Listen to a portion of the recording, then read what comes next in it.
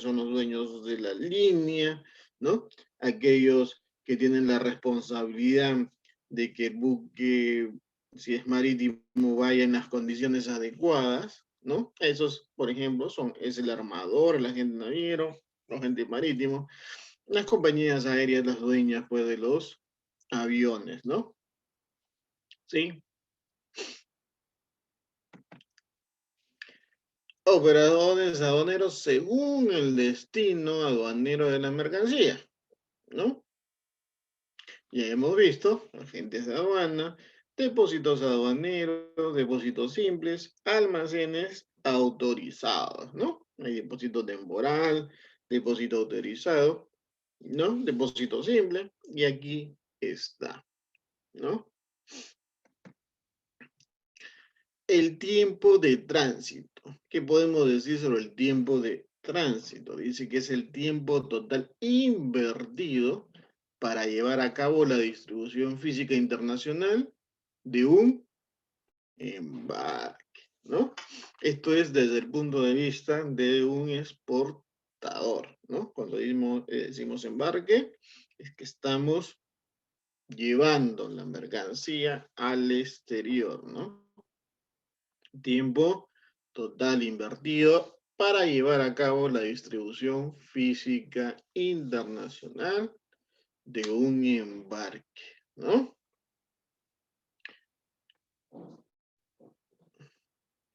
Y aquí sí vamos a ampliar la cadena de la DFI, ¿no? Porque, digamos, son los puntos que se soportan esta cadena, ¿no? Tenemos, por ejemplo, ¿no?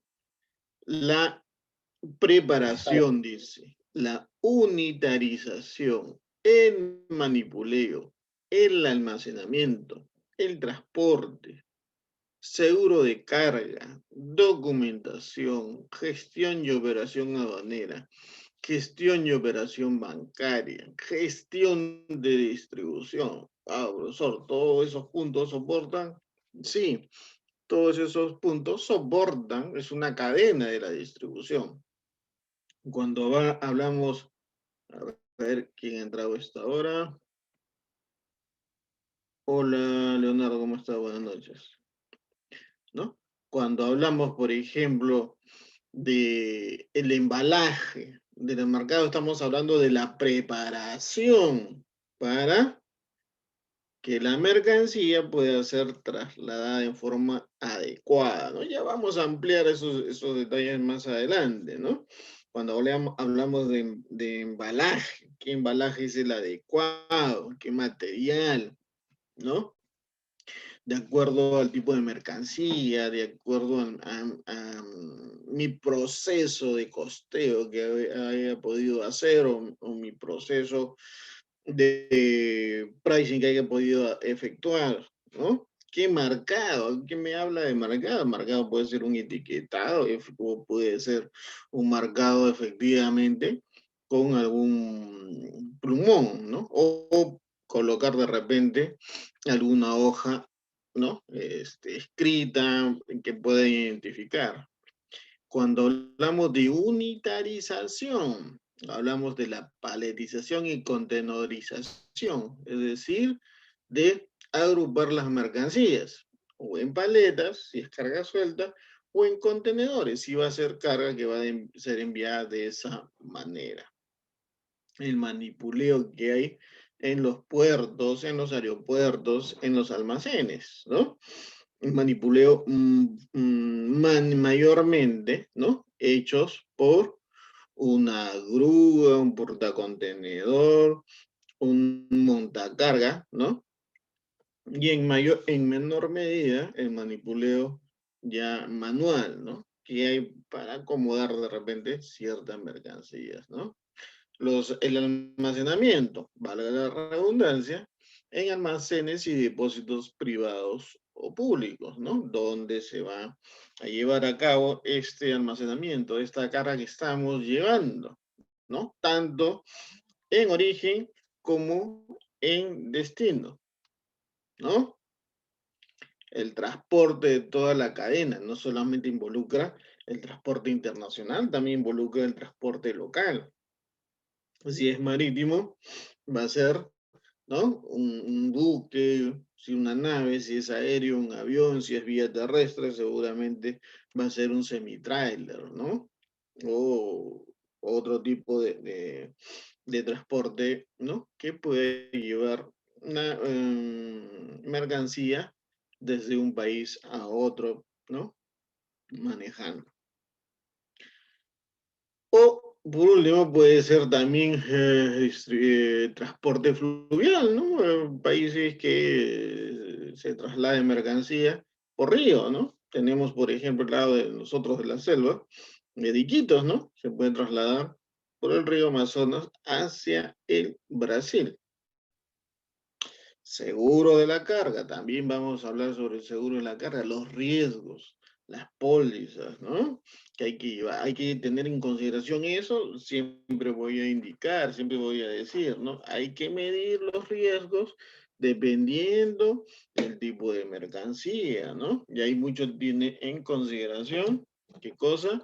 El Incoterms también, que uno está acotando en su venta internacional, ¿no? ¿Sí? Documentación, la que sabemos se necesita para los temas aduaneros de comercio, ¿no? La factura comercial, certificados que pueden haber de origen, fitosanitario, zoosanitario, ¿no? ¿Quién puede ver más ahí de documentos de pago, ¿no? Las transferencias bancarias que normalmente se utilizan, la gestión y operación aduanera en exportación, ¿no? La intervención de un agente de aduana, ¿no? La gestión y operación bancaria, miren ustedes, ahí está, hoy en día se hace a través de bancos, ¿no? Toda la operación bancaria, hoy en día se exige, al menos en el Perú, ¿no?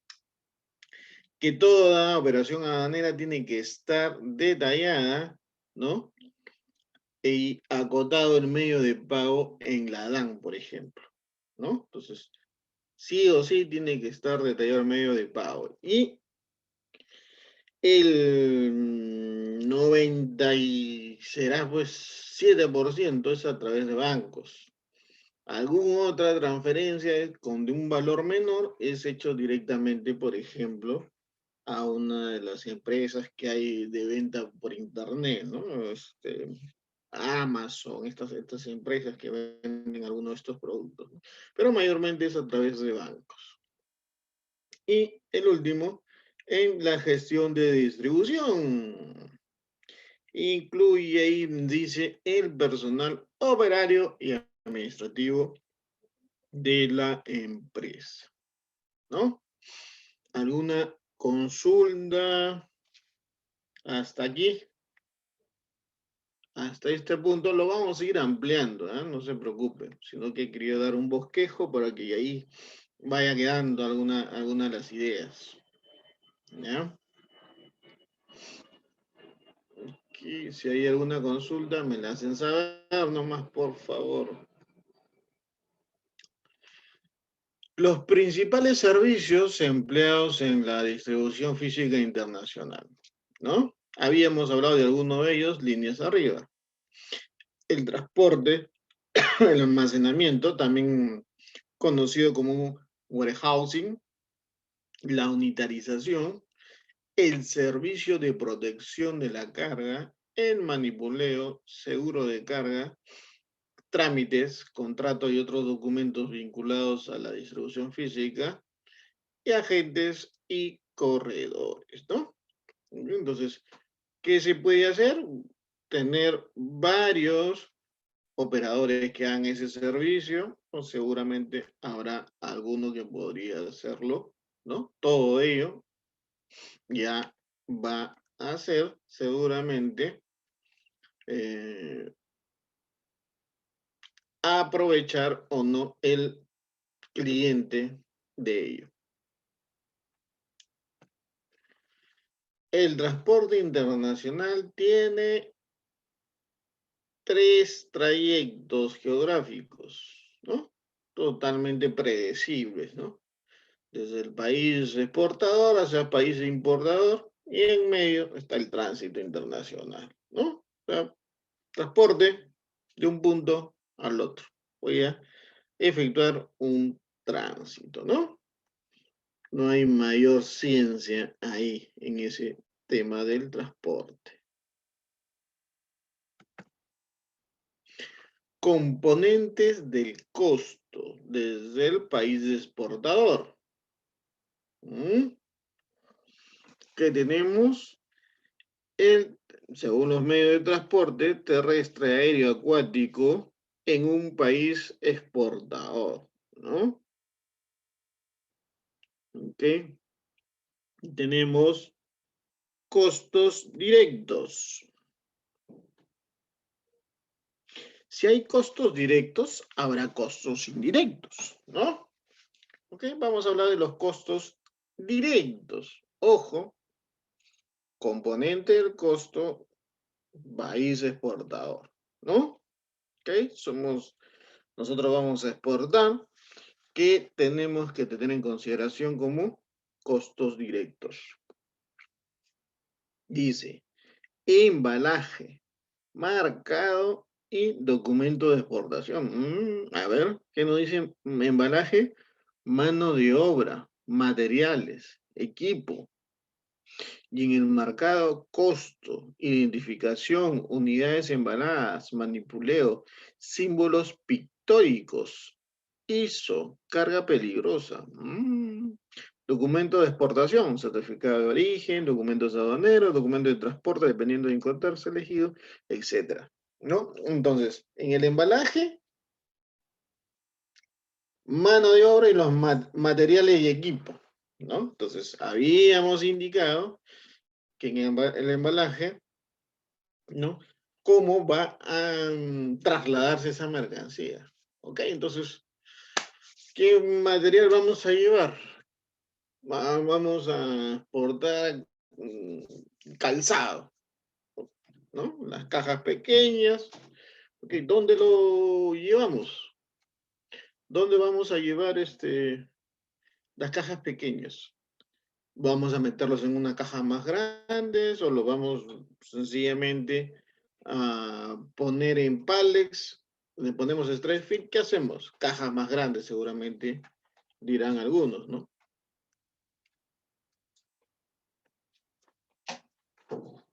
Cajas más grandes dirán algunos, ¿no? Entonces, ¿qué podemos efectuar con el tema de embalaje? A ver.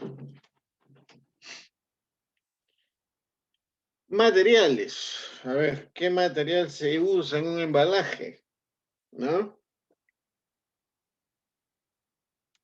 Strepsil, ¿no? El plástico que va alrededor de la caja, ¿no? También se usa.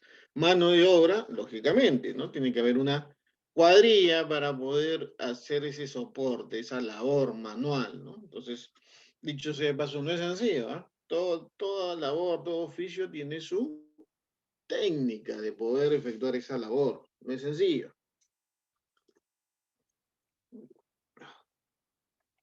Marcado, lo que les decía, ¿no? Identificación.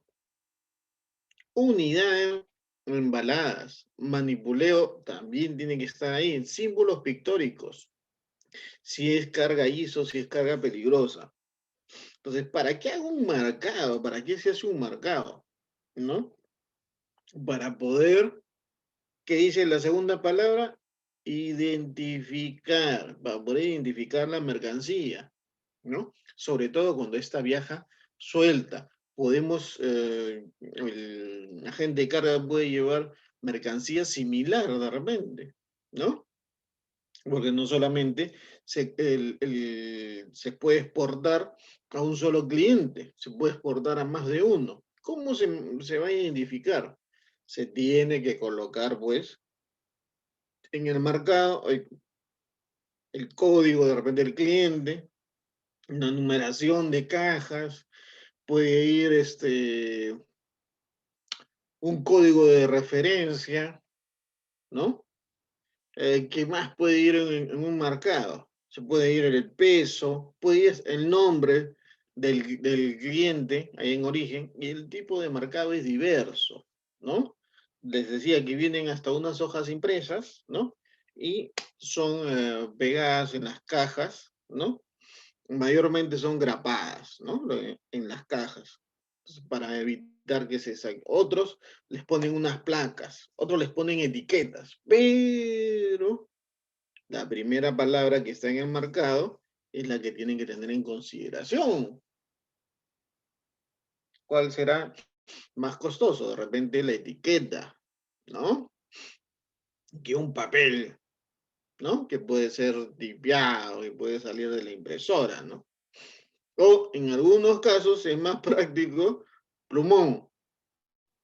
Listo, le ponen caja uno, caja 2 y le ponen una acotación del cliente. Ahí así, hay los cajones de madera mayormente vienen de esa manera, jóvenes, ¿no? Tienen el papel con los datos que les digo y viene rayado con un plumón. Caja uno, caja 2, caja 3 y uno ve, ya está, hay 10 cajas, listo, ahí están cada uno con su hoja identificado y listo, no hay ningún problema, ¿no? Algunos casos con medidas. Eso es cuando se puede identificar. En algunos les ponen etiquetas, es bonito, ¿no? Pero ya tienen un costo y seguramente también se lo han cobrado al cliente. ¿Qué hacemos cuando viene carga a granel? ¿Cuál es la carga a granel? Por ejemplo, bobinas, alambrón, ¿no? Planchas de metal. ¿Dónde le ponemos la etiqueta? ¿No? Porque, como les digo, no solamente se vende a una sola empresa, se vende a dos, tres y puede venir todas, normalmente vienen en el mismo buque. Ay, bajaron bobinas y hay que estar con qué documento para poder verificar, qué documento tengo que tener en consideración para poder identificar la carga. ¿Quién me dice? El certificado de origen, profe. Ah, puede ser. ¿Qué otro? Leonardo, ¿te acuerdas?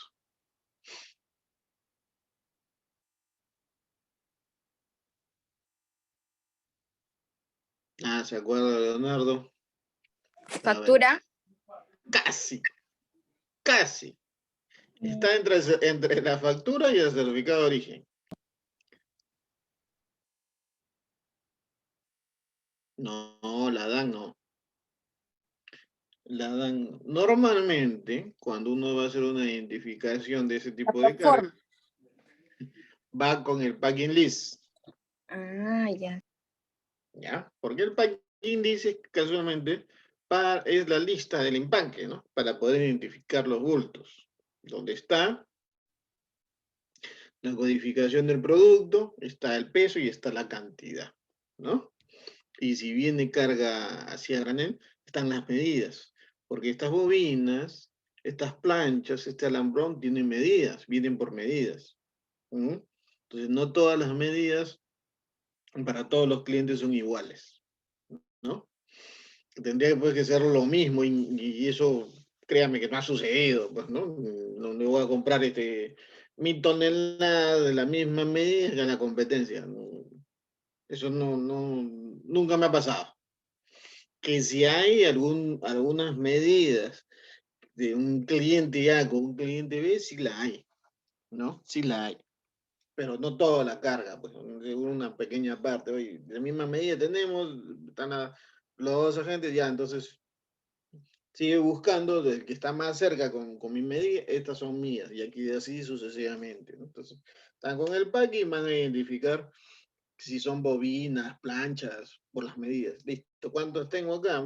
Estoy trayendo 200 bobinas. Ah, ok, 200 bobinas. ¿Me medidas? A ver, tengo acá 1 por 0,35 por 10. Listo, yo 1 por 0,45 por 15. Nunca las bobinas tampoco son iguales, ¿no? Diferente tamaño, diferente peso. Entonces, para eso se tiene y cómo detallo la bendita medida. ¿Cómo identifico la bobina? Mayormente la bobina tienen sus medidas, ¿no? Entonces, como es un poco difícil ponerle el nombre del cliente, están por medidas. Entonces se van por medidas y se le va colocando el nombre de la agencia o el nombre del cliente, ¿no? Así de esa manera se identifican esa carga. Los alambrones, al fin, en la punta, están colocándole una etiqueta, ¿no? Termina la punta del alambrón y ahí viene una etiqueta así, colgando. Y en esa etiqueta está la identificación. Incluso lo están colocando hoy en día con colores ya, para poder identificarlos, ¿no? El que es un poco más difícil son las planchas, ¿no? Son las planchas. Y la única manera de identificarlo a veces son por medidas. No hay más, no hay más, porque hacer planchas es metal, no hay nada que asegure que de origen venga pegado con alguna identificación. O complicado, ¿no? En cambio, cuando son cajas, cajones, paletas, sí, sí hay este tipo de identificación que le acabo de acotar. Cuando habla de símbolos pictóricos, si es carga ISO, si es carga peligrosa, ¿no? Vamos a ver también el tema de carga peligrosa, ¿no? Hay un detalle de rombos, de colores. De repente ustedes que han visto en algún momento un contenedor, seguramente se han puesto a ver en algún momento, tienen algunos, ¿no? Algunos símbolos, algunos rombos de colores, ¿no? A esos acota que es una carga peligrosa. Y hay varias categorías, ¿no? De cargas peligrosas. Entonces, eso también se le conoce como un marcado. Eso es una etiqueta. Y también tiene un costo, ¿no?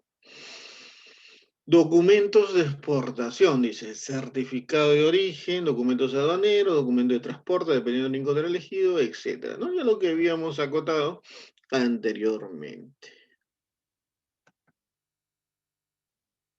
Ok. Dice aquí, costos directos. Seguimos teniendo costos directos. Ok. ¿Alguna pregunta hasta aquí? ¿Alguna pregunta, jóvenes? ¿Leonardo? ¿Está? ¿No está Leonardo?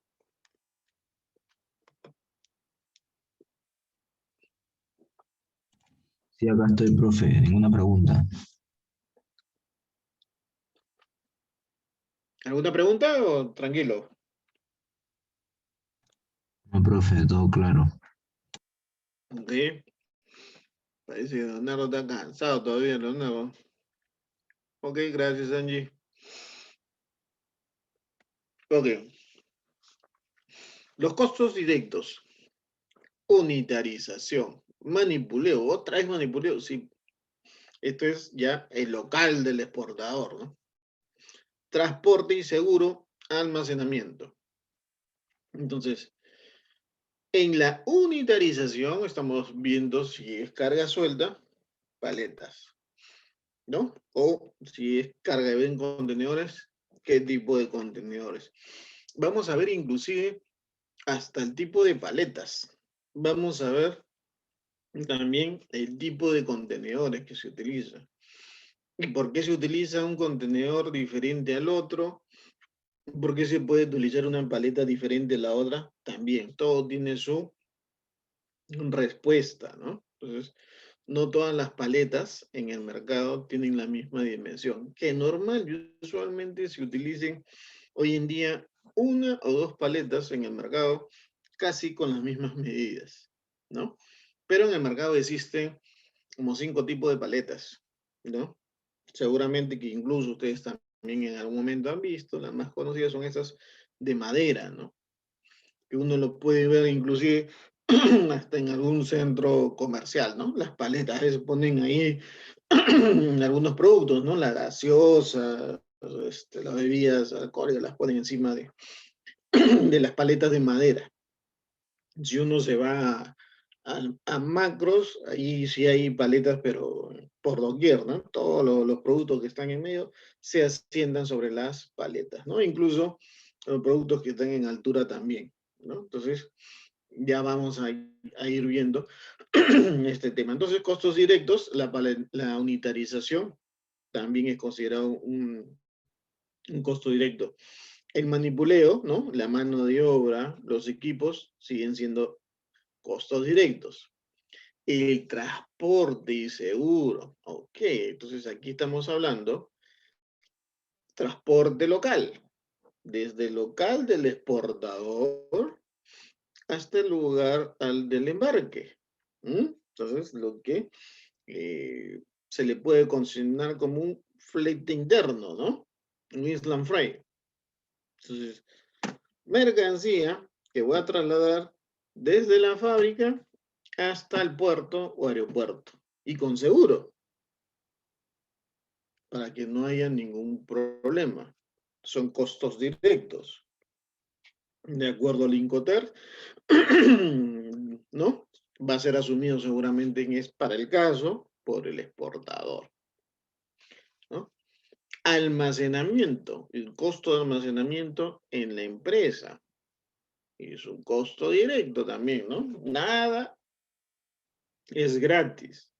Todo tiene un costo. Si se va a quedar un día, 2 días, 3 días, una semana, ahí ya está la carga lista, ¿ok?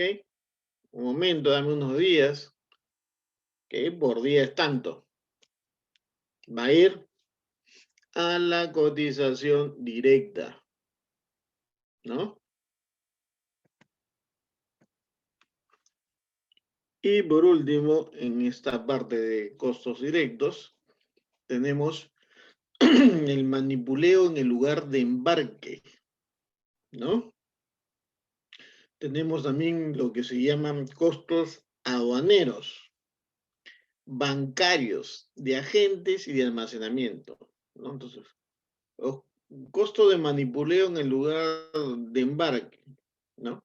La descarga, la carga, el depósito. Entonces, estoy llevándolo al puerto, estoy llevándolo al aeropuerto, tengo que bajar la carga y después la dejaré para que la vuelvan a cargar al avión o al buque, ¿no? El depósito, porque voy a dejar la carga previamente, ¿no? No sé, unas horas o un día se quedará en el aeropuerto en puerto, ¿no? Entonces, ya es un tema seguramente que pueda coordinar, pues, el dueño de la nave con el agente de carga o directamente con el almacén donde ha estado la carga. Por ejemplo, aquí vamos a hacer una exportación. ¿Dónde llevo la carga? A un depósito temporal, ¿no? Tengo que bajar bajo la carga y después el depósito ya coordinará con el puerto, con la línea, con la gente de carga, llevarla, ¿no? Va al puerto y en el puerto se puede quedar horas, ¿no? O también se podría quedar un día y de ahí a la nave. Costos aduaneros, los costos de trámite de aduanas, ¿qué son? Los derechos aduaneros que hubiera que pagar o los costos por los servicios. En una exportación acá en el Perú no hay ningún pago a la SUNAT, no se le hace ningún pago, pero sí hay un costo de trámites que efectúa pues a la gente de aduana, ¿no? Por ello, ¿no? Son los costos que se tiene por efectuar la operación aduanera. Los costos bancarios, el banco cobra todo, ¿no? Por hacer una transferencia hay una comisión, lógicamente, ¿no? Nada es gratis. Hasta para comunicar, ¿no? Mediante el SWIFT también se cobra. A los agentes que intervienen, ¿no?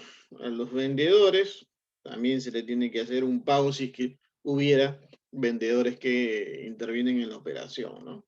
Y el almacenamiento, en la zona primaria o secundaria, lógicamente que va a haber costos, ¿no? En la zona primaria, sea el depósito temporal, el puerto, ¿no? Siempre va a haber un cobro, así se quede un día. Siempre el posicionamiento de una carga va a tener un costo. Y ahora tenemos una parte del costo indirecto, ¿no? Profe, una pregunta, ¿de qué manera participan los agentes? ¿Ok? A ver, eso lo vamos a ir viendo de acuerdo a cada parte del módulo que vamos a ir viendo, ¿ya? Son 6 puntos que vamos a ver en este módulo y ahí vamos a ir especificando específicamente la operación. Ahora, ¿en qué forma interviene la agente aduana en una exportación? Pues en hacer el trámite en sí, ¿no? De la declaración aduanera de mercancías de exportación. Y aquí estamos viendo solamente la parte del componente del costo, ¿no? Del costo. Y ahí estamos agotando el costo del trámite, ¿no? Entonces, un agente de aduana que interviene en una operación de exportación, ¿qué le va a cobrar al exportador? Su comisión, ¿no? Y algún gasto operativo, que es lo usual que se cobra en una exportación. Gastos operativos y comisión. ¿Por qué? Por efectuar la operación, por efectuar la DAN, numerarla y hacer el trámite que corresponde, ¿no? Si hay otras operaciones que hay que hacer, seguramente se les cobrará, ¿no?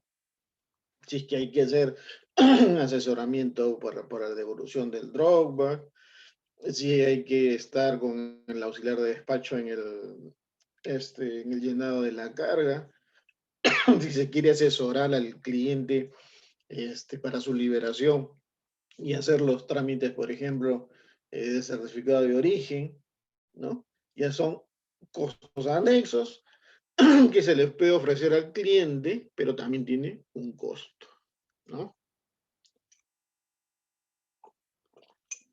Entonces, como decía al comienzo, creo que no estabas, Leonardo, y había acotado que ya al haber revisado los dos primeros módulos de gestión aduanera, ya tienen la base de la parte aduanera ustedes, para que esta parte, que es mucho más técnica de la DFI, de la Distribución Física Internacional, sea más entendible, ¿no? ¿Ya? Entonces habíamos indicado el concepto de la distribución física internacional, el conjunto de operaciones que me permite llevar una mercancía desde el país de origen hacia un país de destino. Punto. Más claro y directo el concepto que había acotado. Se me está yendo la voz un poco. A ver, Esther, ayúdame con lo que está en la pantalla, por favor. Angie.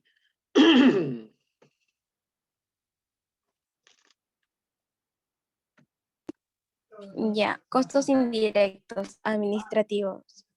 Recolección de información, salarios, comunicaciones, tiempo ocioso, costo del tiempo requerido en la línea de producción hasta el cargado en el vehículo de despacho en el local del exportador. Tiempo transcurrido entre el local del exportador y lugar de embarque internacional. Gracias.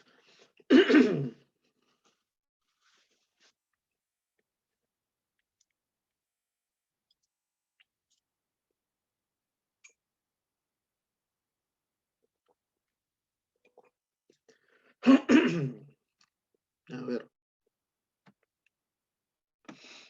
Costos indirectos, los administrativos, dicen acá. La recolección de información, salarios y comunicaciones. Es decir, costo del personal administrativo que interviene, ¿no? Su sueldo, su salario. Si el personal va a hacer uso de algún tipo de comunicación, va a recolectar información de alguna manera, también son costos indirectos, son finalmente costos que tienen que anotarse, tomarse en consideración. Que lo que antes se le llamaba, por ejemplo, tiempo muerto, ¿no? El tiempo ocioso que hoy uno le puede acotar, ¿no? O el tiempo no productivo. Dice que es el costo del tiempo requerido en la línea de producción hasta el cargado en el vehículo de despacho en el local del exportador. Entonces, hay un tiempo Dice, en la línea de producción, hasta que se cargue en el vehículo de exportador. Tiempo transcurrido entre el local de exportador y el lugar de embarque internacional. Hay operaciones de exportación que son muy bien planificadas, ¿no? Entonces, hacen las coordinaciones y el cliente le dice a su agente de aduana o a su transporte, oye, hoy día es miércoles 5, mañana jueves puedes ir a mi local a las 10 de la mañana, por favor, para que hagas el carguillo de la mercancía y puedas llegar pues a una hora prudencial al depósito temporal, ¿no? Y dejas la carga y se efectúen los trámites, ¿no? Ya, perfecto. Llega 10 y bueno, los van atendiendo 11 de la mañana, mediodía. En este país lamentablemente nada es puntual. No hay ningún problema, una hora de carguillo y una de la tarde saliendo con destino al depósito temporal. Eso es cuando está medianamente coordinado. Pero hay muchas veces, no solamente es una vez, muchas veces estas coordinaciones quedan ahí en la teoría. Y les digo, de verdad, con causa raíz, se hace la programación, llega la unidad y la carga no está todavía. Recién están terminándola en la producción. Y ese vehículo puede estar 1, 2, 3, 4, 5 horas. Conforme terminan de producir, van haciendo el carguillo, ¿no? Claro, un día sale a deshora, sale a destiempo, llega tarde. Hay más. Ahí incluso el costo se va a incrementar, ¿no? Porque la unidad, lógicamente, que va a reclamar, oye, ¿por qué me has hecho quedar tantas horas, ¿no? Adicionales. Y eso pasa bastante a menudo, ¿no? No es una o dos veces, o sea, dentro de los clientes, del tipo de productos, sucede más de una vez, ¿no? Entonces, es por eso que ahí está la indicación, ¿no? Es ese tiempo no productivo, ¿no? Lamentablemente, hay empresas todavía que trabajan de esta manera, ¿no? Tenemos Profe, y sí. si eso se convierte en un gasto, porque no hay manera de reclamar. Y claro, a ver, ahí tienes que verlo de dos puntos de vista, ¿no? Aquí lo estamos viendo primeramente de una forma neutral, que es un componente, ¿no? Del costo en el país del exportador. Ojo, si tú lo ves ahora desde el punto de vista de ser tú el exportador, ¿no? Tú vas a querer, entre comillas, negociar con tu proveedor, con tu transportista. Oye, ya, disculpa, te he hecho esperar, te voy a pagar 20, ¿no? Y de repente ya tú te pones desde el otro punto de vista, el transportista va a decir, oye, 20, ese no, así no hemos quedado, ¿no? Tú me has traído, ojo, y en el tema del transporte te indico algo. Normalmente en las negociaciones, de todo transporte terrestre, se le da siempre algunas horas libres al cliente, ¿no? Dependiendo el cliente, dependiendo la frecuencia, se le da entre 3 y 4 horas libres de stand, ¿no? Stand-by le llaman. Fuera de esas horas, comienza a cobrarle adicionales al cliente, ¿no? Entonces, profesor, pero eso no debe de ser. En el mercado así está estructurado y especificado. Los clientes ya saben. Y algunos se aprovechan de esas horas, ¿no? Ah, tengo 3 horas. Ah, voy a cargarlo a la hora número 3, dice, ¿no? Ya pago una hora nomás. Pero hay algunos que a pesar que pueden tener 3, 4 horas, se extienden, ¿no? Entonces, de todas maneras, a veces el exportador dice, oye, por favor, disculpa, mira que voy a tener otra operación y trata de amarrar por siempre al transportista, la gente de aduana, ¿no? De esa manera.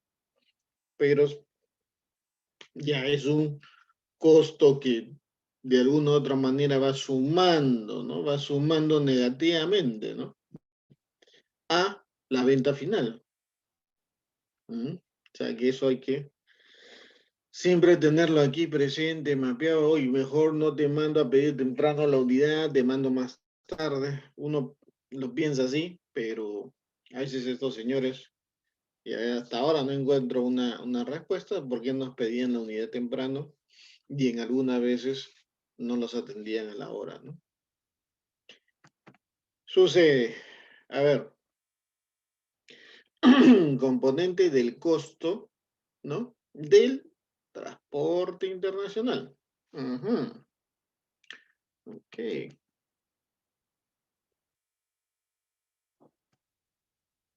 Tenemos costos directos y costos indirectos, ¿no? Entonces, si hay costos directos, tenemos el manipuleo y el transporte y seguro, ¿no? Entonces, si hablamos de manipuleo, dice en el lugar de embarque internacional.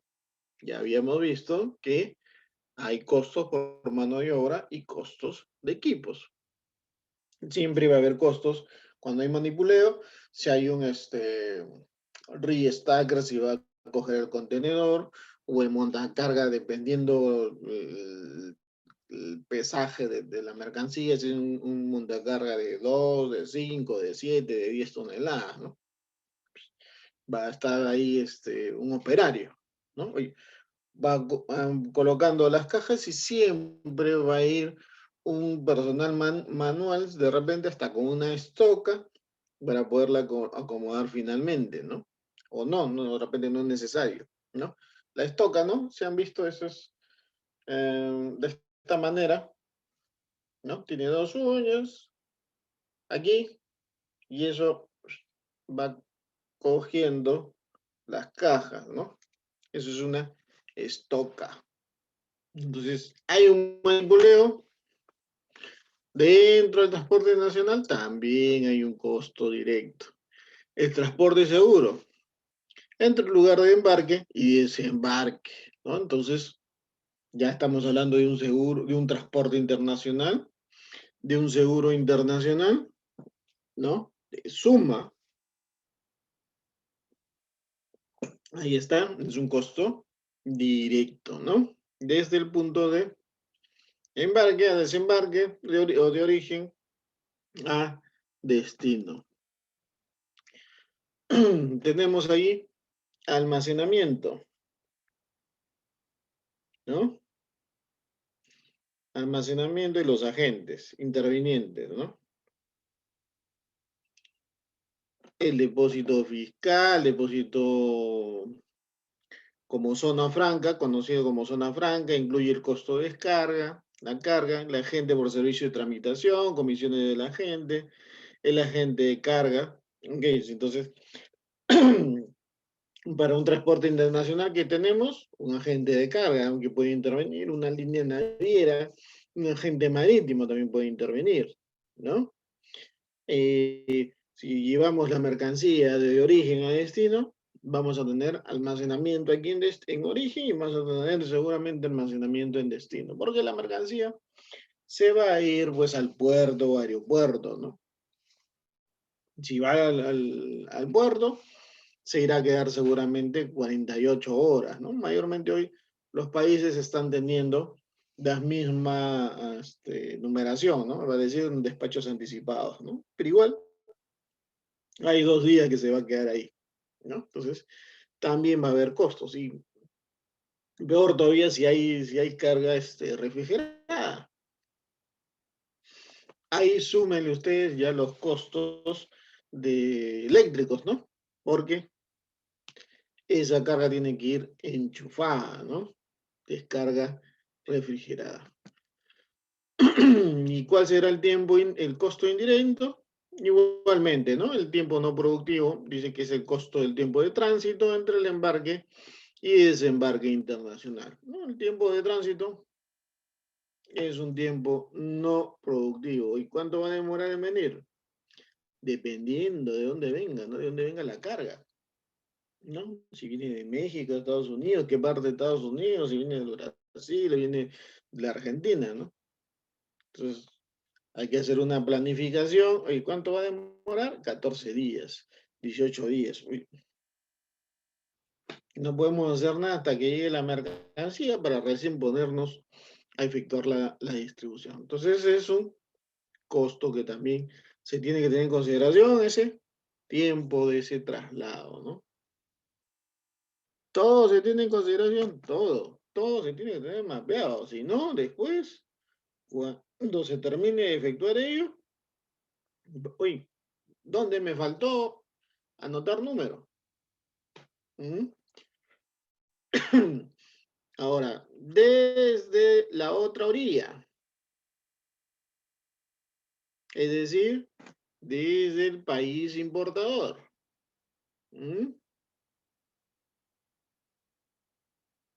Costos directos y costos indirectos. Hemos visto del país importador, exportador, perdón. Entonces, documentos empleados en transporte internacional. ¿Cuáles son los documentos? Aéreo, marítimo, terrestre y multimodal, ¿no? La guía aérea o I-Will Bill, marítimo, conocimiento de embarque o Bill of Lading o BL. En el terrestre, la carta aporte terrestre y en el multimodal, el conocimiento de embarque multimodal, ¿no? Multimodal porque son dos mínimo, ¿no? Como medio de transporte, ¿no? Puede ser marítimo, terrestre, ¿no? Puede ser aéreo, marítimo, aéreo, terrestre, ¿no? Lo que normalmente he efectuado, por ejemplo, ha sido marítimo, terrestre, ¿no? Ha sido una de las últimas operaciones que he hecho también, ¿no? ¿Qué más tenemos acá? Ajá. Ley de títulos y valores. Bueno, esto es para el tema del conocimiento de embarque, guía y carta aporte. Bueno, para que sepan que los documentos de transporte es un título valor, ¿no? Es un documento valorado, ¿no? Se pierde un tema del documento de transporte, cualquiera de los tres, es dinero, jóvenes, bastante dinero. Se pierde un conocimiento de embarque, ¿no? Entonces, complicado obtener un duplicado. Hoy se están teniendo, digamos, una emisión en vía electrónica, ¿no? Vía electrónica. Hay algunos todavía siguen emitiendo el original acá, ya en origen, ¿no? Otros lo envían desde, perdón, en destino, otros lo envían desde origen. Entonces, se pierde uno de esos originales y no hay emisión gratuita, ¿no? Entonces, nosotros tuvimos dos casos hace unos 5 o 6 años. Todavía no había nada de estos temas virtuales y se perdieron en años diferentes un documento de transporte, ¿no? Un Bill of Lading. Y la primera vez se perdió y la empresa naviera grande nos dice, oye, te voy a emitir otro, pero tienes que dejar una garantía por 2 años y por el valor de la mercancía. Y la mercancía valía como $70,000. Tuvimos que dejarle una garantía anual y reprorrogable por 1 año más. Al segundo año, o tercer año, perdón, a los 3 años se volvió a traspapelar un bill of lading. Y la otra también empresa naviera nos dijo, tiene que dejar una garantía. Bueno, ahí en ese caso la mercancía valía un poco menos, no recuerdo, creo que eran de 30 a $40,000, otra garantía por 30 a $40,000. Problemas tremendos. O sea, imagínense que se pierda ese documento, ¿no? Bastante complicado. Así que cuando tengan una labor, ojalá que ya todos los documentos sean emitidos ya electrónicamente y no tengan ese inconveniente, ¿no? El documento de transporte. Bueno, vamos a pasar esta parte para no complicarlo. Y aquí está un virus lady, ¿no? Ya lo hemos visto también. Y aquí está un poquito más detallado, ¿no? De la línea Inca Lines. Aquí en la primera parte está el embarcador, acá está el cliente, acá está notificado el cliente, nombre del buque, ¿no? Viaje del buque, el puerto de origen, puerto de destino, número de contenedor, número de bultos. Aquí va una descripción de la mercancía. Acá van los pesos. Aquí arriba está el número del conocimiento de embarque. Aquí está el flete. Y hacia abajo está la fecha de emisión y está la firma del funcionario. Ese es el componente de un conocimiento de embarque, ¿no? En ese caso, de la línea Inca Line.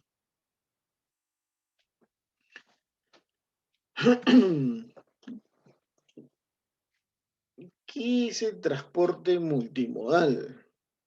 ¿Mm? Leonardo, ¿qué es el transporte multimodal?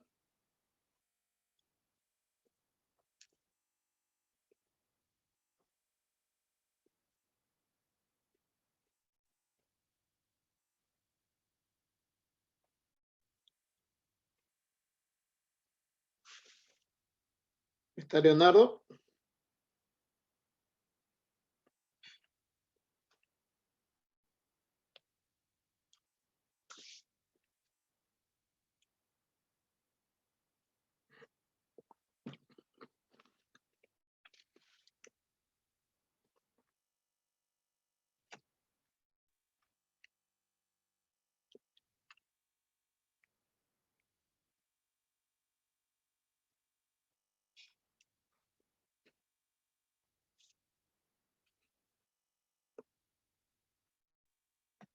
A ver, Leonardo. Ya regresará. Dice, se realiza en virtud de contrato de transporte multimodal utilizando como mínimo dos modos diferentes de porteo o dos modos diferentes de transporte, ¿no?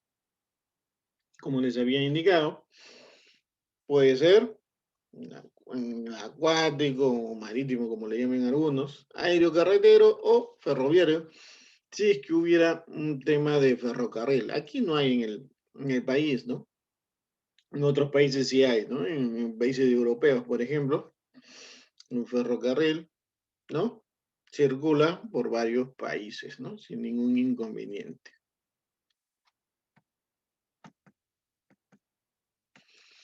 Es realizado a través de un solo operador que habrá de emitir un documento único para toda la operación, percibir un solo flete y asumir la responsabilidad por su cumplimiento.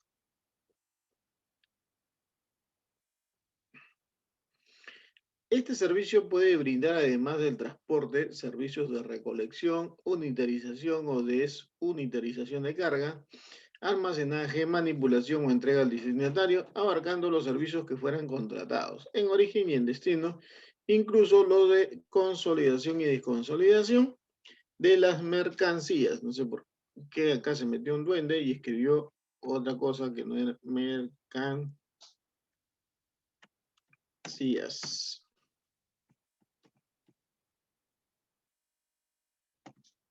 Listo.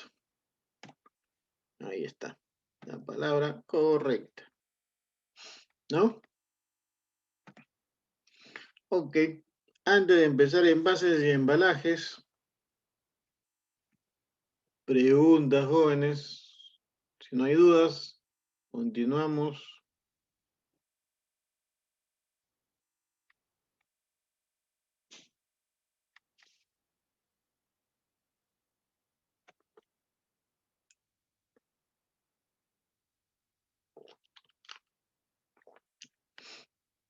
Ok, entonces, ustedes ven aquí en las fotos,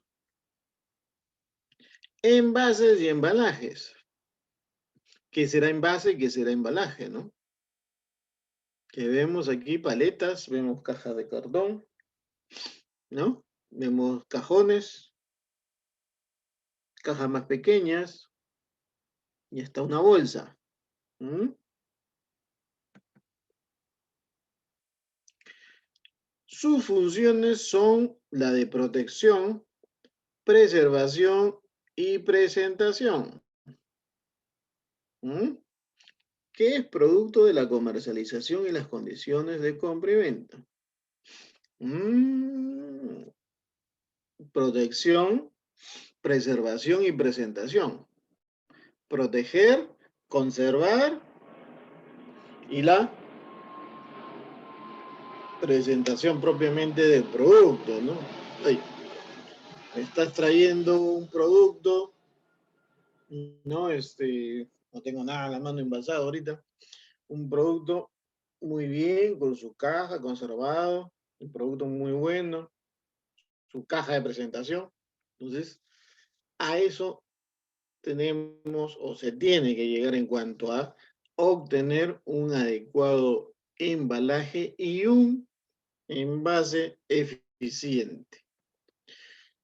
No olvidemos que es producto de la comercialización y las condiciones de compra y venta.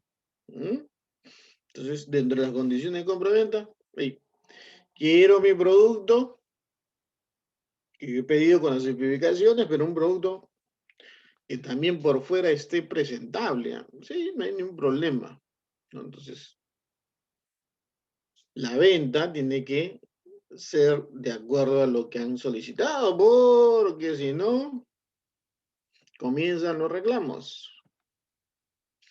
Hay que preparar la carga para su transporte, por lo que hay que tomar en consideración una serie de factores físico-químicos, dice acá.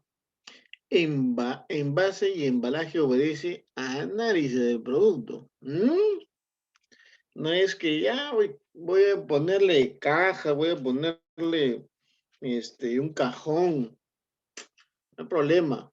Voy a ponerle una mica, no se rompe, voy a ponerle una cinta, voy a ponerle tecnopor. No es así.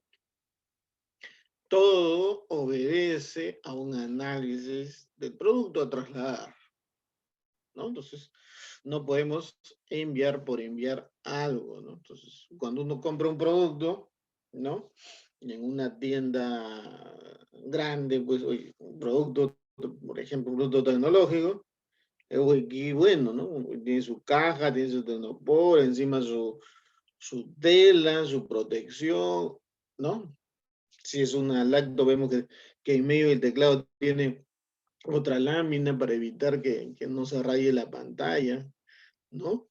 Pañito para limpiar, de repente hasta con líquido puede venir, o y la caja por fuera, que bueno, no está maltratada, está limpia, ¿no? El producto, oye, qué bueno, está con sus etiquetas y todo,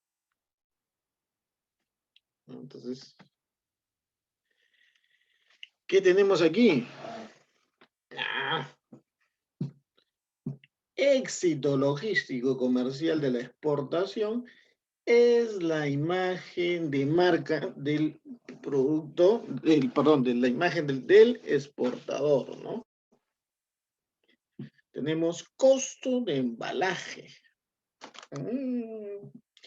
Embalaje adecuado. Tenemos economía sobre el transporte de manipuleo y almacenaje seguro. Al modo de transporte, riesgos a la naturaleza y al itinerario, ¿no? Entonces, si ustedes ven, hay una serie de flechas que van uniéndose y van asentándose y van distribuyéndose. Entonces, vamos a verlo, ¿no? Dice, hay riesgos inherentes al modo de transporte. Vamos a comenzar de abajo. Riesgos inherentes al modo de transporte. Y eso va a ser, ¿no? Que tengamos un embalaje adecuado. Si nos vamos a los costados, los riesgos van a ser a la naturaleza o al itinerario. Y si nos vamos al embalaje adecuado, hay que tener en consideración que el costo y La economía sobre el transporte, sobre el manipuleo, sobre el almacenaje y sobre el seguro. ¿Mm? ¿Qué quiere decir eso? ¿Qué transporte, en qué transporte se iba a ir? ¿Por qué medio se iba a ir? No es lo mismo llevar carga suelta en un avión que llevar carga suelta en un buque, ¿no? ¿Dónde está más propenso a que se mueva, se golpee más? ¿Mm? ¿Dónde está más propensa a que se pueda tener un riesgo por el itinerario, por la naturaleza? ¿Mm? Entonces, al modo de transporte, ¿no? ¿Cómo va a transportarlo? También. Entonces, si tenemos un producto que llega en forma adecuada al exterior, ¿no? Vamos a tener un éxito logístico comercial. La máxima del comercio internacional es hacer una buena venta, ¿no? Minimizando nuestros costos, obteniendo un buen profit y el cliente afuera esté satisfecho. ¿Qué nos va a ocurrir con ello? Que seguramente nuestras ventas van a permanecer, ¿no? Que vamos a tener un mercado. Y seguramente que a futuro pudieran incrementarse, ¿no? Entonces, ya depende muchas veces de acá, de cómo consigamos que efectivamente se haga una distribución física internacional adecuada, ¿no? Entonces, el expertise de aquí del exportador va a debería tener en consideración, pues, escoger a un adecuado proveedor o proveedores que le permitan llegar hacia ese éxito, ¿ya? Teniendo en consideración, primero, para en cuanto a envases y embalajes, un buen análisis. ¿Mm?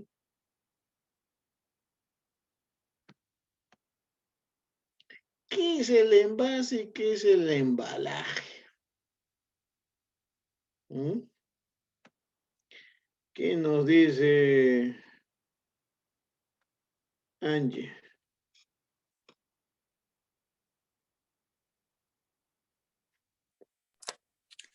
Envase. El envase es el sistema de protección de la mercancía para poder venderla al poder menor. Es el vendedor silencioso de la mercancía, pues protege lo que vende y vende lo que protege. Embalaje. El embalaje es el sistema de protección de la mercancía para poder transportarla. Protege la mercancía durante el transporte, interno o internacional, contra cualquier siniestro. Ok. ¿Estás de acuerdo, por ejemplo, cuando dice que es el vendedor silencioso de la mercancía porque protege lo que se vende y vende lo que protege? Sí, profesor, porque si es un producto, ya sea para comida o para cualquier alimento, tiene que estar bien protegido, ¿no? Ujú. Leonardo, ¿tú qué opinas sobre esa frase?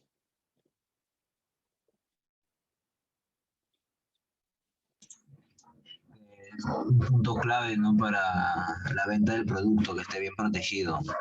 Por eso que se le dice el vendedor silencioso. Ujú.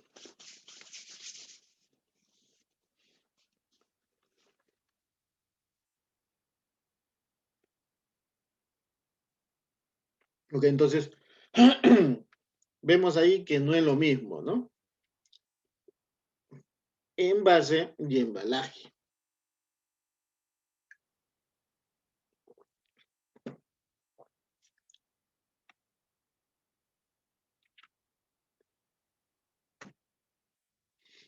Ok, vendedor silencioso porque efectivamente, ¿no?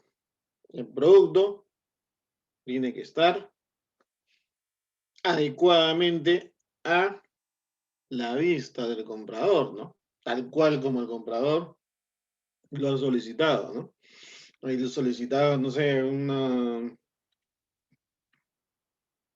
500 pares de calzado del Perú, ¿no? Hoy los productos son muy buenos, pero también quiero ver,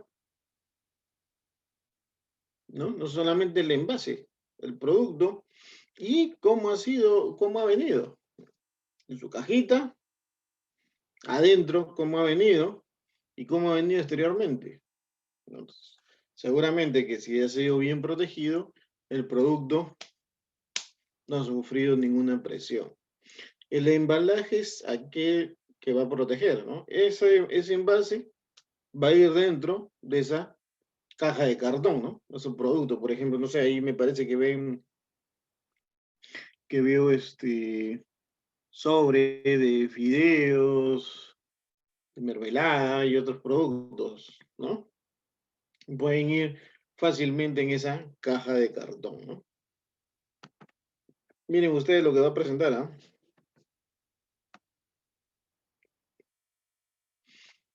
Materiales, tipo, embalaje, ventajas y desventajas. No es lo mismo, ¿no? Que sean de madera que sean de vidrio. ¿Qué tipo? Vamos a ir viendo. Dice que materiales de metales, tipo láminas. ¿Qué embalaje? Toneles, bidones, cajas. La ventaja de esos tipos de embalaje es que son sólidos, tienen una estiba fácil, es reutilizable. Y la desventaja, costo elevado. ¿Qué nos dice sobre un envase o un embalaje de madera? Es natural, cepillada, contrachapada, aglomerada, ¿no? El embalaje puede ser cajas, pueden ser guacales, jabas, jaulas. Ventajas, fácil de trabajar y una estiba fácil, o sea, un acomodo fácil. ¿Cuál es la desventaja? Costos altos, sensibles al calor y a la humedad contaminante, no reciclable. Pesado y voluminoso, los cajones de madera, por ejemplo, ¿no? Y cuando son de cartón, puede ser cartón plano, puede ser cartón ondulado. Caja mayormente, ¿no? Ventajas, costo bajo, manejo fácil, ¿no? Y se recicla. ¿Cuál es la desventaja? Vulnerable a la humedad y perforación, poco sólido, no es reutilizable. Y si es de plástico, puede ser de polietileno, polipropileno. Pueden ser bolsas, pueden ser toneles, bidones o cajas. Ventajas, impermeable, reutilizable. Desventajas, inflamable, ¿no? Papel, pueden ser de ese tipo de talegos, pueden ser bolsas de papel. Bajo costo, pero es inflamable y es muy frágil. Y por último, el vidrio, ¿no? Pueden ser botellas, frascos. ¿Cuál es su ventaja? Estiva fácil y se elimina rápidamente. Desventaja, frágil, pesado y voluminoso. Es decir, todos estos embalajes tienen su ventaja y desventaja. Hay que saber medir y verificar que efectivamente cuál es la que se necesita para la mercancía a exportar, ¿no? Plástico, cartón, madera, hay que ver, ¿no? Si es de fácil estiva, si es con un costo adecuado, hay que ver temas de humedad, ¿no? Todo eso es necesario y hay que trabajarse, ¿no? Entonces hay que hacer un análisis adecuado. Por eso les decía al comienzo, tener en consideración el tipo de mercancía, siempre. De acuerdo al tipo de mercancía, ya no tema aduanero, sino aquí ya hoy el tema de la distribución física, ¿qué tipo de embalaje tengo que tener en consideración? Ya, mi chick se está yendo a ver un tema natural de distribución. Ojo, va de la mano lo que tengo aquí, habanero, sí, va de la mano. Pero hoy ya estoy viendo un tema más grande. Estoy viendo el tema macro, logístico, ¿no? Que más adelante, inclusive vamos a llevar con algunas conceptualizaciones de alguna palabra que ustedes habrán escuchado, seguramente el Supply Chain Manager, ¿no? Entonces, vamos a ver eso más adelante, ¿no? La cadena de suministro, ¿no? Miren ustedes aquí, ¿eh? Llévense ese detalle, ¿eh? Anótenlo si pueden. El embalaje reglamentado y no reglamentado, ¿no? Compuesto de madera en bruto, conífera y no conífera. Y el que no es reglamentado es fabricado con productos derivados de la madera, acerrín, viruta, lana de madera, contrachapado, ¿no? Hoy, este tipo, por ejemplo, de embalaje ya está reglamentado incluso ya por la mayoría de países que comercializan y también está regido por ya por las normas sanitarias, ¿no? Cuando es embalaje de madera, ¿no? Tiene que venir con el sello de la entidad sanitaria del país fabricante, ¿no? El país exportador. O sea, cuando viene mercancía, por ejemplo, de otro país, aquí vienen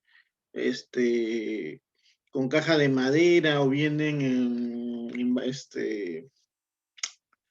las paletas, tienen que tener su sello. Mayormente le ponen rojo para hacer más notorio, ¿no? Indican la entidad sanitaria ahí. ¿Por qué?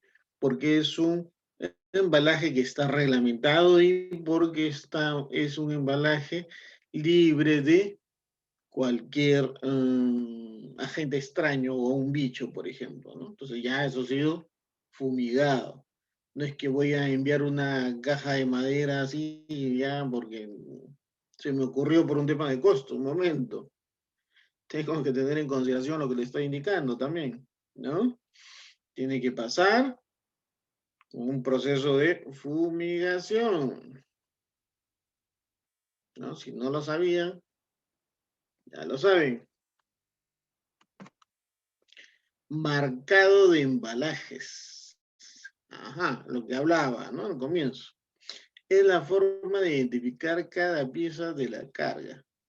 Existen recomendaciones básicas de marcado, ¿no? Legibilidad, indelebilidad, localización, suficiencia y conformidad, ¿no? Se entiende que cuando uno envía productos que, por ejemplo, conforme está en la foto, o en el dibujo dice frágil, ¿no? Si estoy mandando, pues, la vajilla, ¿no? Productos que son frágiles, esa palabra seguramente va a ir por los cuatro lados, ¿no? Frágil, frágil, frágil, ¿no? O en algunas son productos sensibles y va una indicación en la parte de arriba, ¿no? No colocar nada encima, ¿no? O no apilar, dice, o no apilable.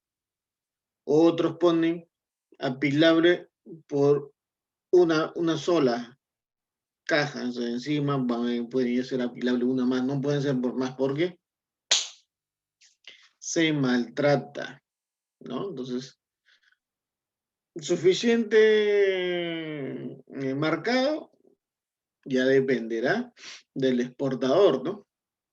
2 o 3, suficiente para una rápida localización y que sea legible, que sea visual y le damos conformidad.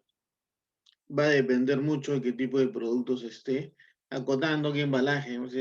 Si es una caja de madera, si es un producto frágil, como le he indicado, los 4 lados. Si es un producto no apilable, colocar. Si es un producto estándar, normal, seguramente que con una hoja de información o un sticker bastará. ¿Qué es lo que usualmente colocan? En algunos casos, miren ustedes, Nombre del importador, ¿no? Peso ponen ahí. Número de la caja, medidas, algunos tienen, ¿no? Algunos ya lo llenan, le ponen país de origen, ¿no? Tamaño de la caja. Ya alguien más detallista le pondrá el nombre del exportador o el puerto de salida, ¿no? ¿Qué es lo que mayormente se quiere? Miren, incluso, ¿no? Pueden ir con una marca de precaución. Miren ustedes aquí, la estoy viendo, estoy señalando, perdón. Tienen una marca de protección, ¿no? Ahí. Un paraguas invertido, ¿no? Entonces hay que tener en consideración, hoy este producto puede que se humedezca, no le caiga agua, entonces tiene que ir con ese diagrama pictográfico, se le llama. ¿Mm? ¿Sí? Acá está. Ese es un marcado 100%. ¿Vienen así hoy en día? Créanme que no. Vendrán 5 o 6 datos adicionales a lo que están acá. Lo ideal es lo que esté aquí en la pantalla. ¿No es así? Ahí está, miren ustedes. Los símbolos pictóricos. O ya, algunos le llaman los pictogramas, ¿no? Deben estar pintados preferentemente en color negro. Si el envase o embalaje es oscuro, el símbolo debe imprimirse sobre un fondo blanco.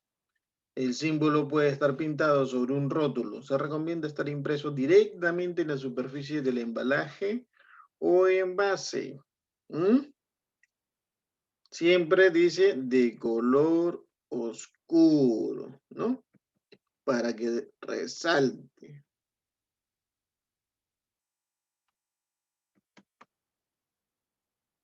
Debe estar colocado en la parte superior izquierdo.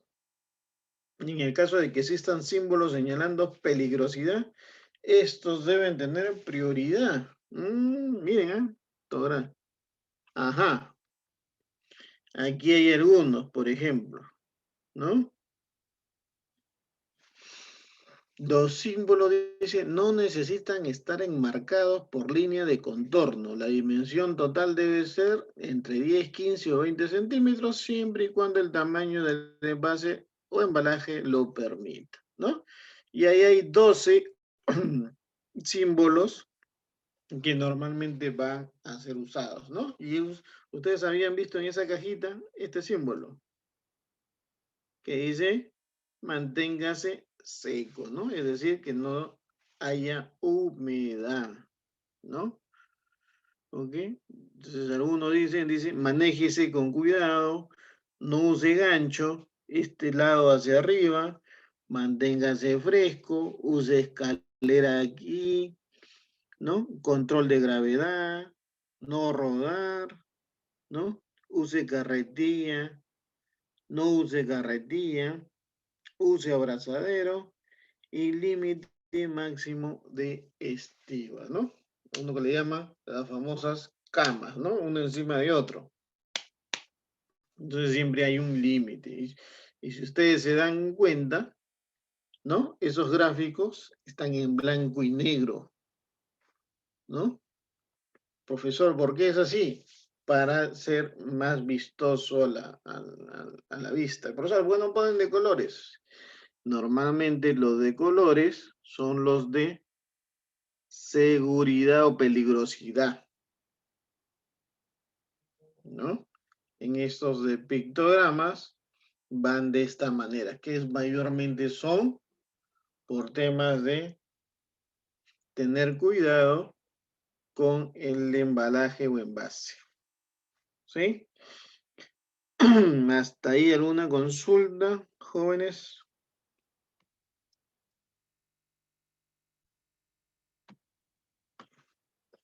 ¿Alguna consulta?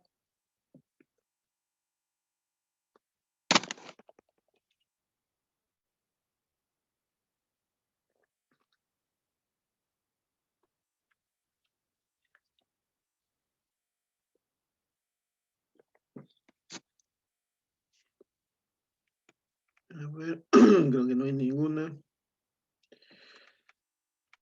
Todo claro, muy bien. Muy bien. Ajá. Hay algunos que son complementarios, dicen aquí,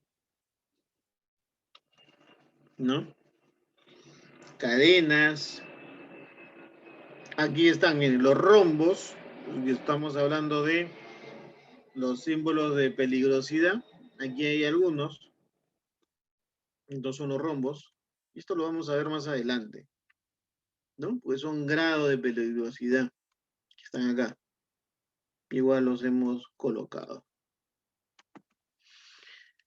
Ok. Aquí vamos a ver un punto sumamente importante. ¿No?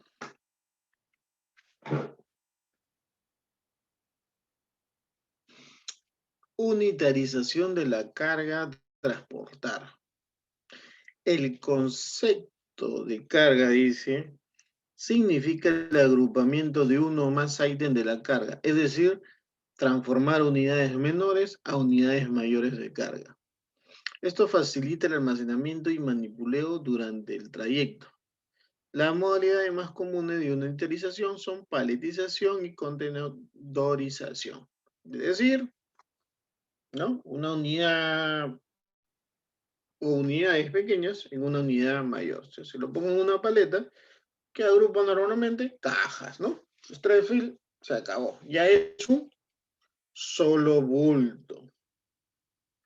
Si estoy llevando 500 sacos, los meto en un contenedor, ya se transformó en un solo bulto, ¿no? Un contenedor, listo. Lógicamente que para temas aduaneros voy a declarar los 500 sacos, ¿no? Pero para temas de transporte, estoy enviando una sola unidad. ¿Qué hace ello? Facilitar el almacenamiento y manipuleo durante el trayecto, ¿no? Es más fácil manipular o llevar una sola unidad o unidades, ¿no? Uy, estoy enviando, no sé, 5 paletas, ya estoy enviando 5. A estar enviando seguramente con unidades más pequeñas, ¿no? Entonces, eso es un gran punto de ventaja en el traslado de mercancías, ¿no? Lo más común son esos dos que hemos acotado desde el principio incluso, ¿no? Caja de cartón, está acá, vamos a pasar esto. Algunas características de envase y embalaje empleado para exportación de polos, por ejemplo, ¿no? Ahí están, polos de algodón, su denominación, están algunas medidas, ¿no? Y van en paletas de madera, ¿no? Ese es como un ejemplo.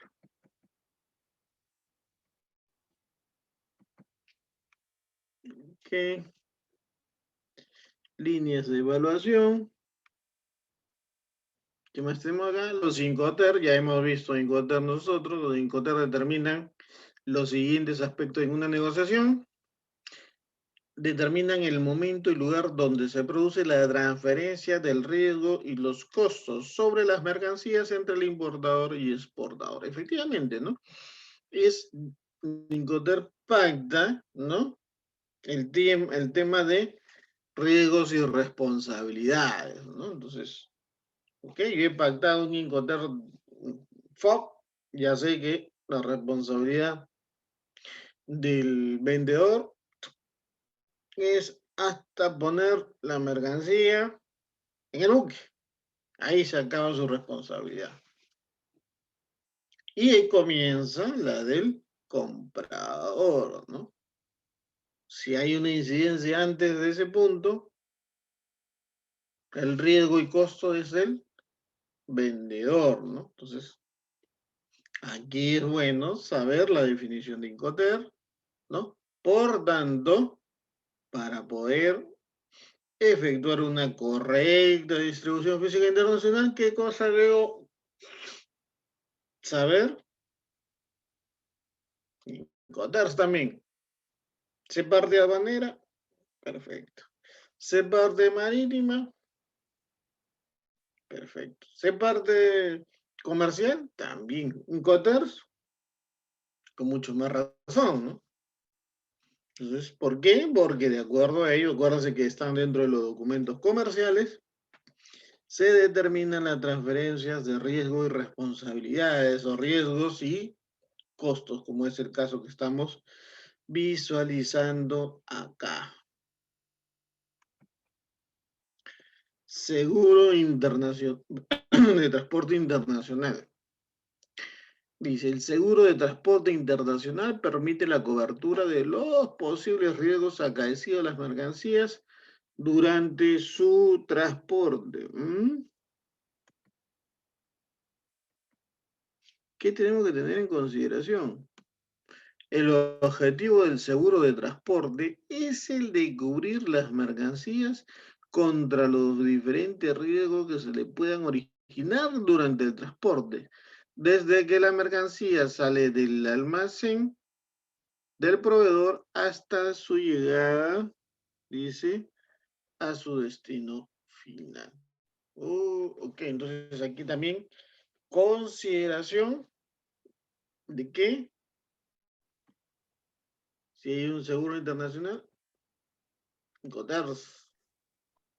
¿Qué Incoterms estoy vendiendo? 6P, 6F, CIF, y estoy vendiendo DDP. Ojo ahí, ¿no? Entonces, quien vende tiene que saber, tiene que dominar estos puntos, ¿no? No porque me compre, oye, no, como tú tienes experiencia, no, no hay problema, yo te pago CIF, ¿no? Me dice mi cliente, ya no hay problema, tú contratas, tu flete, todo, yo estoy de acuerdo. Y de repente aquí contento, ¿no? Y sí, qué bueno, miren, me han pagado mi mercancía, me han pagado, y yo todavía voy a contratar el seguro, y voy a contratar el flete. No solamente es ganar, ganar, ganar por ganar. Tengo que tener en consideración lo que dice el Incoterms. ¿Qué me dice? Responsabilidad y riesgos. Si hay riesgos, tengo que tener en consideración qué tipo de riesgo puedo tener. ¿Cuánto vale esa mercancía? ¿Pasa algo? ¿Es rápido que yo pueda reponerlo? Y si me voy a contratar un seguro, ¿qué seguro? ¿Qué tipo de seguro se le da? Si es aéreo o marítimo, ¿no? ¿Qué cláusula? ¿Cuál es el costo? ¿Qué cobertura va a tener ante los posibles riesgos? Sí, está bien, yo te doy la cobertura del 100%, pero tienes que cumplir todos estos requisitos. Uy, no me había percatado de eso. Yo solamente leí que me iban a dar el 100%. Ojo, y todavía después de la investigación son 3 meses. No es que tampoco te la van a dar inmediatamente. Ojo, cualquier tema de un seguro, y eso es como tema secundario para cualquier tema de seguro, cuando uno toma un seguro particular, mayormente si es reembolsable, ¿no? No es que a uno le van a reembolsar al día siguiente, las 24, 48 horas, ¿no? Se toman su tiempo, así que cuando se tomen un seguro, y si es un tema reembolsable, léanlo bien, pónganse su lente, las letras pequeñitas sobre todo, y los plazos. ¿Cuándo es? Mayormente, los temas de seguro se demoran su tiempo, ¿no? Entonces, estos temas del seguro promedio son 3 meses. que hacen el tema del reembolso y en el interín van comenzando a investigar, porque un seguro nunca pierde. Un seguro ve de dónde recuperar. Ok, yo he hecho contrato contigo, pero contigo no, y contigo voy a escarbar para que tú me pagues. Así es el seguro. Así es el seguro. Seguro no pierde. No es que, oye, yo tengo un seguro, el seguro me cubre tanto, ¿sí? En un choque, en un accidente, se incendió la casa, mi casa está asegurada, sí, el seguro cubre, no sé, un porcentaje o todo. Ok, el seguro indemniza el seguro, ¿no? Después no me... Pero el seguro se va a ir contra quien ha ocurrido ese accidente originado. Ah, no sabían, ya saben. El objetivo es el de cubrir las mercancías contra los diferentes riesgos que se puedan originar, ¿no? Desde que salió hasta que llegó. ¿Ok? Yo me hago responsable. Tengo que tener en consideración lo que les he comentado ahorita, ¿no? Entonces, interesante, profesor. O sea, tengo que tener en consideración el tiempo que me deben de mandar. Sí, porque yo con el cliente tengo que decirle, ok, te voy a indemnizar si ha pasado algo, pero ¿cuándo lo voy a indemnizar? ¿No? Después de 3 meses o X tiempo, no lo sé.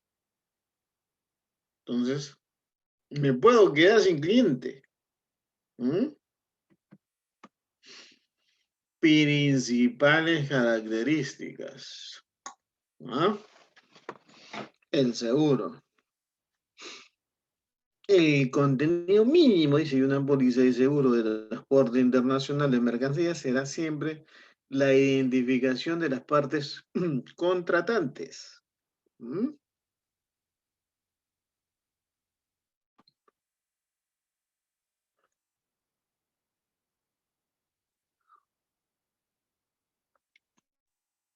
Identificación y valor de la mercancía a transportar. Identificación del transporte a realizar.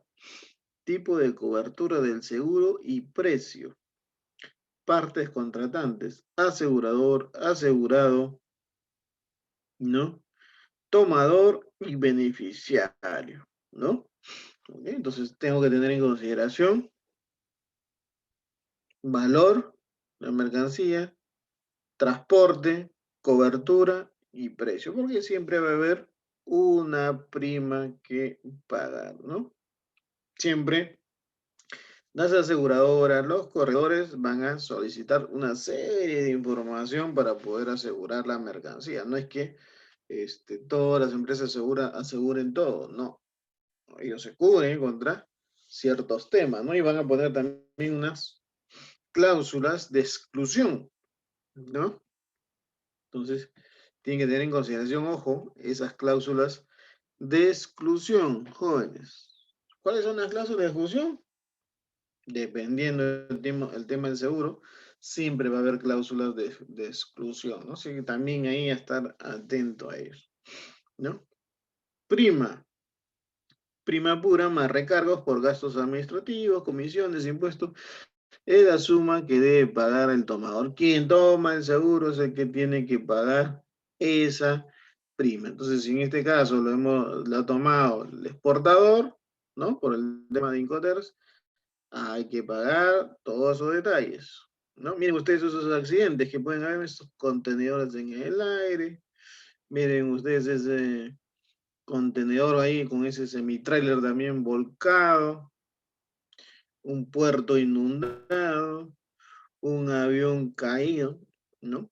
Son riesgos que pueden suceder en el comercio internacional, pero que sí puede estar cubierto con algún tipo de seguro que me minimice o trate, en todo caso, de minimizar esos riesgos, ese problema que puedo tener, bienvenido está, ¿no? Nadie está exento de que pueda ocurrir una desgracia, una incidencia. La póliza de seguro es el instrumento probatorio del contrato de seguro donde constan las cláusulas las cuales se han obligado las partes. Hay póliza individual y hay póliza flotante, ¿no? La de póliza individual dice de utilización más difundida en el mercado asegurador para los inmuebles y los vehículos. Y la póliza flotante utilizada para los operadores del comercio internacional. Uso para casos sucesivos y similares en relación al riesgo, los bienes asegurados y el interés asegurable. Con este tipo de seguros se evita de contratar a un seguro para cada ocasión, ¿no? Es decir, esto incluso está detallado en un documento aduanero, ¿no? En la DAN, por ejemplo, ¿no? Uno declara su valor FOB, su flete, y para declarar seguro, si uno tiene un seguro, va a declarar la prima, ¿no? Se ha contratado una empresa, no sé, Pacífico, Seguros, Mafre, no sé, Rima, hay una prima, un monto, listo, ese es el monto que va ahí. Un monto solo. Ojo, nos habla de dos tipos de póliza, individual o flotante, ¿no? Entonces, la individual va a ser para una operación y cuando es flotante, para X operaciones que puede haber en el año. Incluso ante el tema aduanero tienen codificaciones diferentes. La individual es el código 2 y la póliza flotante es el código 3, ¿no? Dice con esto, si es código póliza flotante, me evito de contratar un seguro para cada ocasión. Incluso también acá nos habla de tipos de póliza para asegurar la mercancía. Pólizas abiertas, certificados individuales y póliza de transporte de valores. Interesante. A ver, Leonardo.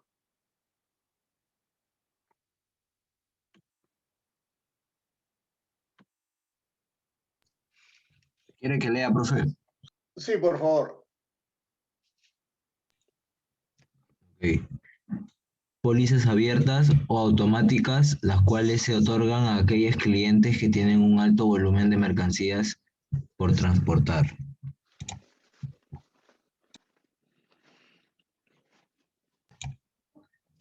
Este tipo de póliza ofrece ciertas ventajas tales como primas más favorables debido al volumen transportado y primas a pagar mensualmente. Certificados individuales o póliza específica, dirigida a aquellos empresarios que tienen un bajo volumen de mercancías o transportar o que sencillamente se ven en la necesidad de transportar mercancías de una forma muy esporádica. Póliza de transporte de valores para transportar dinero, joyas preciosas, certificados, obras de arte, título y otros valores. Listo, gracias. Entonces, títulos o valores, mercancías esporádicas y mercancías frecuentes, ¿no? Clientes frecuentes, ¿no? Entonces, podemos tener esas pólizas abiertas o automáticas, ¿no? Entonces, por lo general es una póliza que se utilizan anualmente, ¿no? Entonces, ya ante estas empresas de seguros se hace un contrato anual, ¿no? Y por cada operación lo que hacen es emitir una declaración jurada solamente, ¿no? Se emite una declaración y acá está mi punto. O sencillamente va en el documento comercial, ¿no? Se incluye. Listo. Este es el monto. No hay más. Ya no es necesario, en algunos casos, que vaya el documento de transporte adicional. No, ya está. Inclúyelo en la factura comercial. Ya está incluido. Listo. Código, Incotercif, ya no es necesario el documento. Entonces, un documento menos para poder presentar o gestionar, ¿no? Y nos habla de ahí de una póliza de transporte de valores. Entonces, si requerimos trasladar ahí artículos o mercancías de alto valor monetario, se constituye documento aparte, ¿no? Por lo mismo que es un tema de alto valor. Oye, voy a trasladar obra de arte, voy a transportar dinero, se está trayendo dinero del extranjero, ¿no? Ustedes saben que el dinero no se hace aquí, el dinero se trae de afuera, ¿no? Entonces, hoy vamos a transportar este tipo de dinero, o vamos a transportar vehículos de alta gama, ¿no? Hay vehículos que vienen aquí y están en valor en aduanas entre los 170 y $250,000, ¿no? Justamente había un cliente antes de la pandemia, se traían en promedio 5 de estos tipos de vehículos mensuales.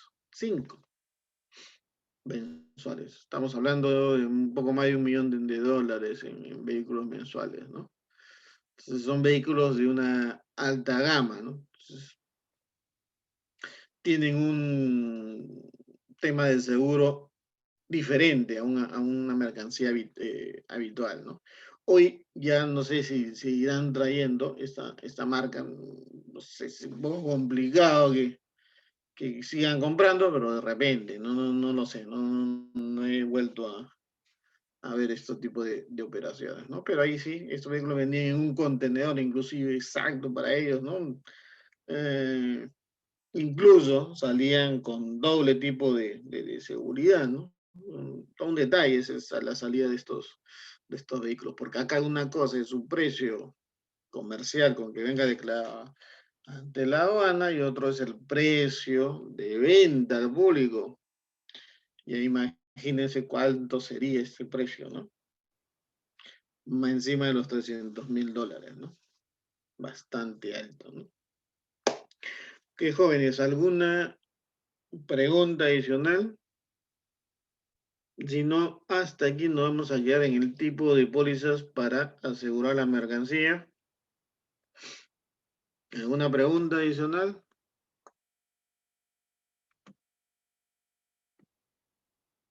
Ok, entonces si ha quedado claro, como me están diciendo, próxima clase hago preguntas, ¿no? Creo que sería lo más justo para ver si efectivamente ha estado todo claro.